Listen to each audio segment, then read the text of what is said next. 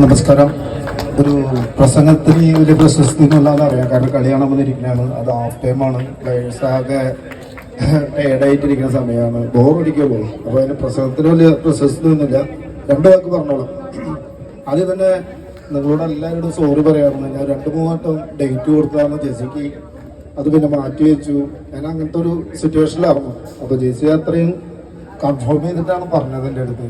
ഇങ്ങനെ പരിപാടി ക്യാൻസൽ ചെയ്യാൻ പറ്റില്ല എന്നൊക്കെ പറഞ്ഞു. ഞാൻ പറഞ്ഞു ഞാൻ വേൾഡ് കപ്പ് കാണാൻ പോകുന്നുണ്ട്. അപ്പോൾ അതിൻ്റെ വിസ എടുക്കാൻ പോകണം. അപ്പോൾ അതുകൊണ്ട് വിസ പ്ലീസ് ഞാൻ 10-ാം തീയതി എന്തായാലും എത്തിയോളാൻ പറഞ്ഞു. വന്നില്ലെങ്കിൽ ഇപ്പം റോഡിക്ക് ഭയങ്കര നാണക്കേടായതിന് ഇവിടെ വരാൻ പറ്റിയാലും ഇത്രയധികം മലപ്പുറത്ത് പിന്നെ ഫുട്ബോളിൽ തന്നെ ഭ്രാന്താണല്ലോ. ഒന്ന് പറയേണ്ട കാര്യമില്ല. ഇത്രയധികം ഓഡിയൻസ് ഉള്ള നല്ല കളി കാണാമെന്ന നല്ല കളി കളിക്കുന്ന പിള്ളേരോടും എല്ലാവരും നന്ദി പറഞ്ഞുകൊണ്ട് ഞാൻ നിർത്തുന്നു. Thank you very much.